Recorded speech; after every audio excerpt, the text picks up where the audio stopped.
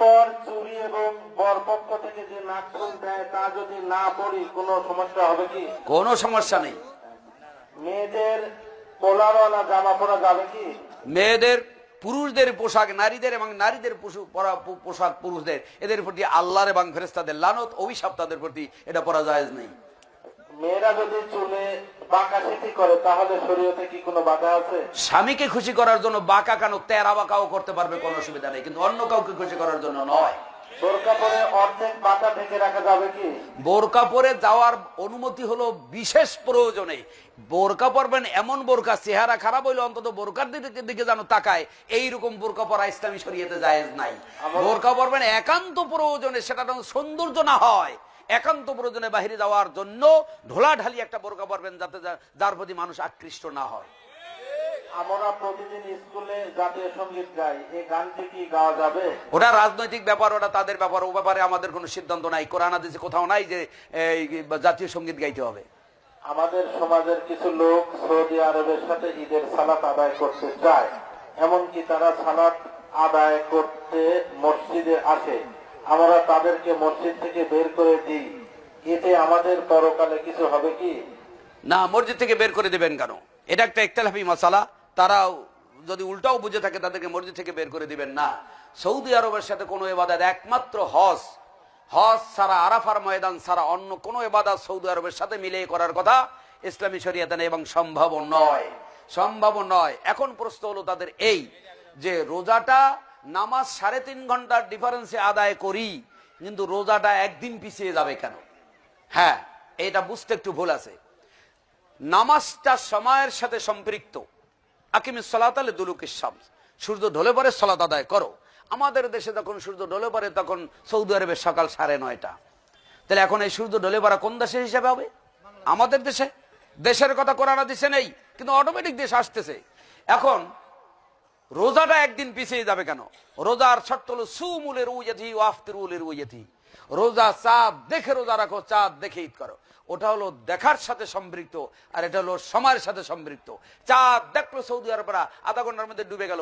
ওই চাঁদটা আমাদের দেখতে হলে পুরো একটা দিন ঘুরে আসবে, তারপরে দেখতে হবে। এর আগে দেখা সম্ভব নয়, এই জন্য রোজা একদিন পিছিয়ে যায়। আশা করি বুঝতে পেরেছেন।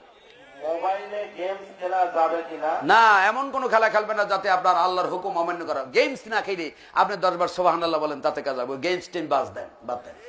সালাতে সানা দুটি পড়া যাবে কি? সালাতে সানা দুটি পড়া যাবে কিনা, শুদ্ধ এবং অশুদ্ধ।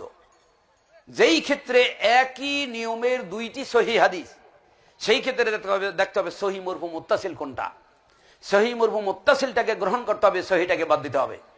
অতএব আল্লাহুম্মা বাঈদ বাইনি, এটা সহি মরফু মুত্তাসিল।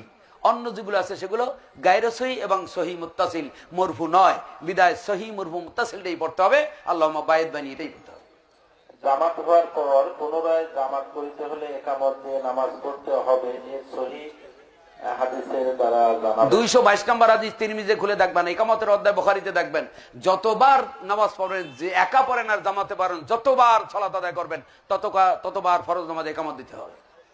ইচ্ছা করে অন্ধকারে সালাত আদায় করা যাবে কি? ইচ্ছা করেও করা যাবে, অনিচ্ছা করেও অন্ধকারে পড়া যাবে। এমন শর্ত নয় যে আলোই থাকতে হবে, এমন কোন শর্ত নেই। আমানতের জিনিস খেয়ানত করলে কি হবে? আমাদের জিনিস খেয়ানত করলে মুনাফিক হবে। আর মুনাফিকের স্থান হলো ইন্নাল মুনাফিকিনা ফিদ দারকিল আসফালি মিনান নার।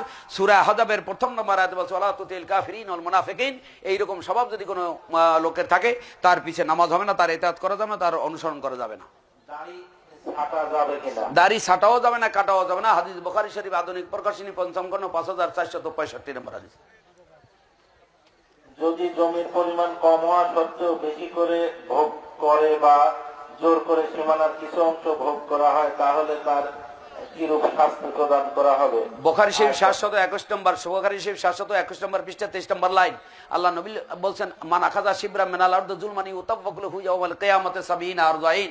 1 বিঘা জায়গা যদি কেউ কারো অন্যায় ভাবে ঠকিয়ে খায়, তাহলে তার 70 গুণ পরিমাণ জমি তার গলায় কিয়ামতের মাঠে লটকে দেওয়া হবে। আহলে হাদিস নিজেকে বলা যাবে কি?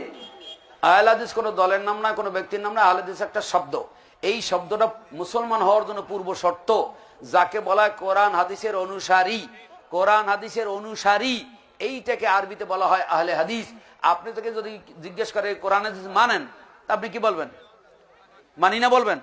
মানি। ওইটারে আরবিতে বলে বুঝা আহলে হাদিস। অতএব কোন দলের নাম না, কিন্তু এটা পূর্ব শর্ত। মুসলমান হওয়ার জন্য কোরআন হাদিস মানা যেমন পূর্ব শর্ত, এই শব্দটা ওই কোরআন হাদিস মানার সাথে সম্পৃক্ত, দলের সাথে যদিও না আছে, কিন্তু ওই শব্দের সাথে সম্পৃক্ত।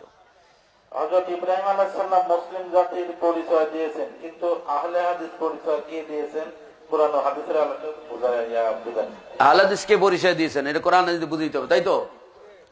আহলে হাদিস হাদিসের অনুসারী, হাদিসের অনুসারী। কোরআনকে হাদিস বলছে আল্লাহু নাযালা আহসান আল হাদিস কিতাব সূরা জুমার 23 নম্বর আয়াত।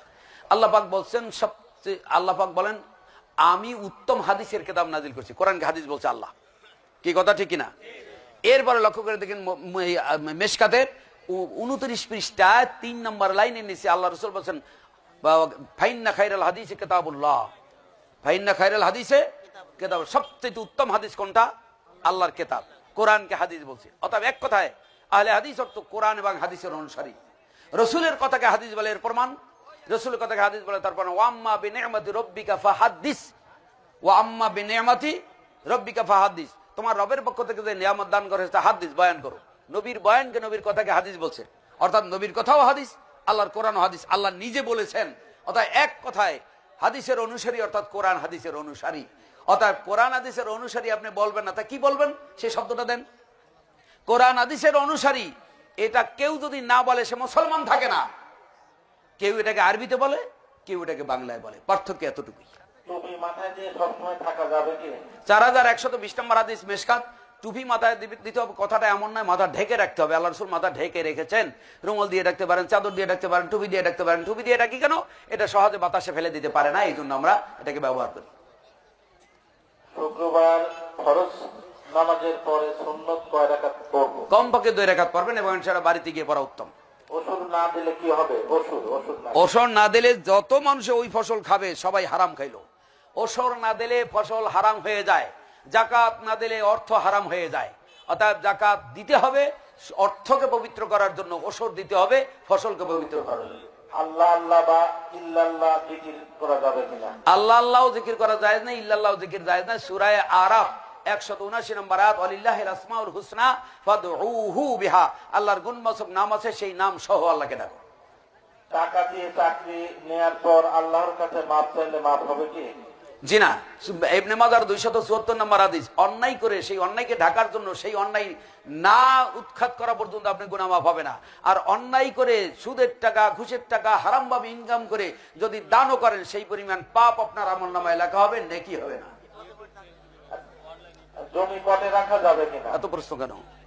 12:30 বেজে গেছে। লা ইলাহা ইল্লাল্লাহু মুহাম্মাদুর রাসূলুল্লাহ বলা যাবে কিনা? জি না। লা ইলাহা ইল্লাল্লাহু মুহাম্মাদুর রাসূলুল্লাহ একসাথে বলার কোনো সহিহ মারফু মুত্তাসিল হাদিস নেই। আশহাদু আল্লা ইলাহা ইল্লাল্লাহু ওয়া আন্না মুহাম্মাদুর রাসূলুল্লাহ বলা যাবে। লা ইলাহা ইল্লাল্লাহ এতটুকুই কালেমা তয়্যিবা। দলিল হলো সূরা মুহাম্মদ 19 নম্বর আয়াত, সূরা সাফফাত 35 নম্বর আয়াত। আকিকা মানে 7 দিনের পরে, 7 দিনের পরে আকিকা দেওয়ার কোনো বিধান নাই, পরেও না আগেও না, 7ম দিনেই দিতে হবে। এটা আকিকার অধ্যায় তিরমিজিতে এবং আবু দাউদে পাবেন। কট কি? বন্ধক। প্রত্যেক হাদিসের মধ্যে বাবুর রেহান, বন্ধকের একটা অধ্যায় আছে। বন্ধক রাখা জায়েজ, কিন্তু সেটা টাকা দিয়ে যেন টাকা নেওয়া না হয়, মাল দিয়ে যেন মাল নেওয়া না হয়। মাল দিয়ে টাকা নেবেন, টাকা দিয়ে মাল নেবেন, এটা জায়েজ। এটা বিক্রির আওতায় পড়ে, হাল্লাল্লাহুল বাই'আর আওতায় পড়ে, এটা সুদের আওতায় পড়ে না। আবার তো আবার জমি রেখে, জমির বদলে যদি টাকা নেন জায়েজ, জায়গার বদলে টাকার বদলে জমি নেন জায়েজ, কিন্তু জমি দিয়ে জমি নেওয়া, টাকা দিয়ে টাকা নেওয়া বাড়তি, এটা জায়েজ নেই। এক কথায় উত্তর শেষ। বলেন তাড়াতাড়ি, দুই একটা বলেন। কবরে মাটি দেওয়ার দোয়া কি? কবরে মাটি দেওয়া বিসমিল্লাহ আলা মিল্লাতি রাসূলিল্লাহ ছাড়া আলাদা কোনো দোয়া নেই। বিসমিল্লাহ। মহিলাদের ওয়াজ করা যায় নাই। মহিলারা শুধু নিজ বাড়িতে, নিজ ফ্যামিলিতে যারা আছে তাদেরকে ওয়াজ শুনাইতে পারবেন, বাহিরে পারবেন না। আয়েশা সিদ্দিকা রাদিয়াল্লাহু তাআলা আনহা 2210টি হাদিস বর্ণনা করেছেন, ঘরে বসে সাহাবীরা বাইরে থেকে শুনেছেন, কিন্তু বাহিরে যান নাই তিনি। আর সুদখোরের সাথে নামাজ পড়া যায় কিনা?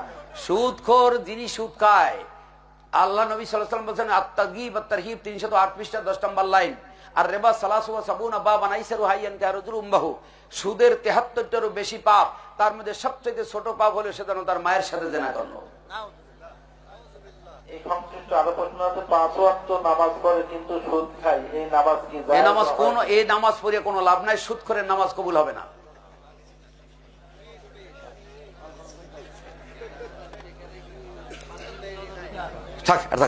আকুলু কওলি হাযা আস্তাগফিরুল্লাহ লি ওয়া লাকুম ওয়া লিসাইরিল মুসলিমিন সুবহানাকাল্লাহুম্মা ওয়া বিহামদিকা আশহাদু আল্লা ইলাহা ইল্লা আনতা আস্তাগফিরুকা ওয়া আতুবু ইলাইক। সকলের জন্য দোয়া করি, আল্লাহ সকলকে হায়াত তৈয়বা দান করুক।